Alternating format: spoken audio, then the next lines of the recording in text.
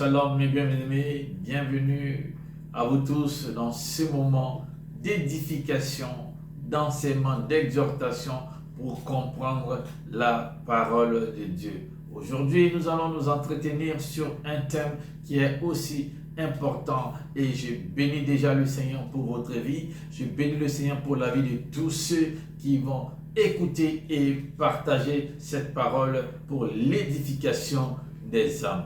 Nous allons parler aujourd'hui sur ce qui contamine notre foi. Qu'est-ce qui contamine ta foi? Qu'est-ce qui contamine la foi des enfants de Dieu? Il y a beaucoup de choses qui contaminent la foi des enfants de Dieu. Mais je vais ici citer les plus importantes qui sont la peur, le doute, l'inquiétude et l'incertitude. Je répète, la peur, le doute, l'inquiétude et l'incertitude.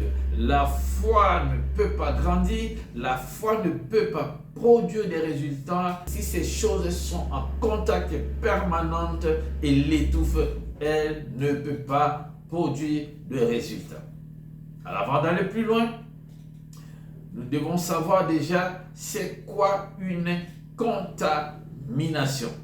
C'est quoi une contamination? Parce que le thème, c'est ce qui contamine la foi. Alors, c'est quoi une contamination? C'est l'envahissement d'un organisme vivant ou d'une chose quelconque par un microbe. C'est-à-dire, le microbe prend le contrôle de cet organisme vivant et c'est lui qui dirige. La foi est contaminée parce que quelque chose qui est extérieur à Dieu vient se connecter en lui, en elle, et l'étouffe. Amen. Et l'étouffe. Je dirais aussi, c'est l'action d'interférer en réagissant l'un dans l'autre. L'action d'interférer en réagissant l'un à l'autre. Or, Hébreux chapitre 11 verset 1 dit quoi? Or, la foi est une ferme assurance des choses qu'on espère, une démonstration de celles qu'on ne voit pas. Alléluia. C'est une ferme assurance. Je dirais encore, la foi est plus forte qu'une assurance. Elle est plus grande qu'une assurance. C'est vrai, une assurance, ça te rassure, ça te met à confiance, mais je dis que la foi, elle est plus grande qu'une assurance. Nous devons savoir que chacun de nous avons reçu tous une mesure de foi. Et cette foi que nous avons reçue, chacun doit la faire développer, la faire grandir. Et pour la faire grandir, Dieu va te soumettre à des épreuves. Dieu va te soumettre à des tentations. Dieu va te soumettre à des choses qui s'opposent à la foi. Et c'est de cette manière, quand tu vas vaincre, quand tu vas réussir à ces épreuves avec succès, avec brio, c'est à ce moment que ta voix grandisse à chaque fois. Pas seulement une fois, mais à chaque fois que tu fais face à une situation difficile et que tu résistes, tu demeures dans la foi, tu places ta confiance à Dieu, tu passes cette étape avec succès, tu fais développer ta foi. C'est exactement comme un sportif, il doit muscler régulièrement ses muscles pour se préparer à une éventuelle compétition. Et les épreuves, c'est pareil, ça permet à notre foi de grandir, ça permet à notre foi de devenir solide. Amen. Mais il y a des choses qui viennent souvent contaminer la foi que Dieu a placée en nous, que nous avons placée à Dieu, ou Dieu a mis en nous. La première chose ici, je vais énumérer, c'est la peur. La peur est l'opposé de la foi. À tort, elle est souvent assimilée à un manque de la foi, mais je dis ici que la peur est l'opposé de la foi. La peur va te pousser à craindre les choses. À craindre les choses. Ça, c'est l'action de la peur. En fait, craindre quelque chose, est une façon de placer ta foi dans ce que l'ennemi est capable de faire et non dans ce que Dieu est capable de faire.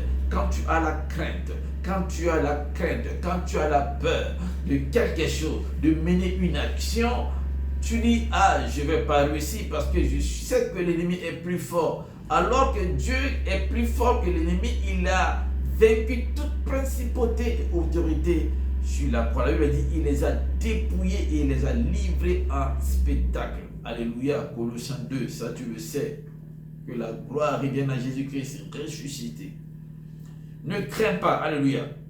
Ne crains pas. La peur va t'amener à croire au mensonge, va t'amener à croire au manque, va t'amener à croire aux incertitudes, va t'amener à croire aux incapacités. Ça, c'est l'action de la peur. Vous savez, notre foi, comme la Bible dit, c'est comme de l'or qui doit être éprouvé. Hein, qui doit être éprouvé pour grandir. Pour grandir. Tu peux lire dans 1 Pierre chapitre 1, verset 7. Je dis 1 Pierre chapitre 1, verset 7. Nous allons voir ce que Job a dit. Allons dans le livre de Job au chapitre 3, verset 25. Job a dit, ce que je crains, c'est ce qui m'arrive. Ce que je redoute, c'est ce qui m'atteint. Quand tu crains, ça va forcément t'arriver, c'est la peur. Quand tu redoutes quelque chose, ça va t'arriver, c'est la peur. Ne crains pas, Jésus-Christ a vaincu, il t'a donné le pouvoir. Ne crains pas, Jésus a vaincu, il t'a donné la force, bien-aimé. Alléluia. Il ne faut pas avoir la peur. Ça, c'est la première chose. La deuxième chose, c'est le doute. Le doute nous empêche souvent à mettre notre foi en mouvement. À mettre notre foi en mouvement. Le doute va t'empêcher de te lever. Même si la prophétie est déclarée, même si le message est annoncé, même si l'appel est annoncé, même si Dieu a dit c'est le moment, que c'est la saison de ton élévation, c'est maintenant que tu dois te lever. Voici le travail est pour toi. Commence à bâtir le commerce. Tu commences à douter. Tu te dis non, c'est pas sûr, c'est pas Dieu. Si c'est Dieu, il va me confirmer de telle manière. Mais Dieu ne va pas forcément confirmer de la manière dont tu veux. Non, pas forcément. Laisse le doute. Dieu a dit c'est la saison. Dieu a dit c'est le moment propice pour toi. Lève-toi. Marche en avant, mets-toi en mouvement pour le dessein de Dieu, pour ta destinée, pour le ministère, pour le bien de la famille, pour le bien de tous ceux qui sont attachés à toi, pour annoncer la bonne nouvelle. Amen. Mets-toi en mouvement. J'aimerais ici préciser quelque chose. La peur, elle vient avant le doute. Amen. La peur, elle vient avant le doute. La peur, c'est quoi? C'est une émotion, c'est l'angoisse.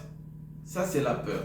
On te voit, on sent que non, ça ne va pas. Parfois, tu es toute tremblante. Parfois, tu ne sais pas si tu dois aller. Tu n'es pas sûr. Ça, c'est la peur. Mais le doute va te pousser à commencer à raisonner dans ta pensée. Tu commences à raisonner. Non, je ne suis pas sûr que c'est Dieu. Je ne suis pas sûr que mon mari est fidèle. Je ne suis pas sûr que ce commerce va marcher. Je ne suis pas sûr que cet enfant va réussir. Et si je tombe malade? C'est ça le raisonnement. C'est le doute. Tu dois arrêter de raisonner. Car quand tu commences à raisonner, comprends tout de suite que c'est le fruit du doute. Et ça va affecter ta foi. Alléluia. Le raisonnement. Amen. Et pour combattre le doute, qu'est-ce que tu dois faire? Pour combattre le doute, tu dois être en intimité avec Dieu et en méditant la parole de Dieu tous les jours. Il n'y a pas un autre remède, il n'y a pas une autre solution. C'est d'être en intimité avec Dieu et de méditer sa parole. Proverbe chapitre 4, verset 20 à 21 parle à ce sujet. Excusez-moi. La dernière chose, c'est l'inquiétude. L'inquiétude.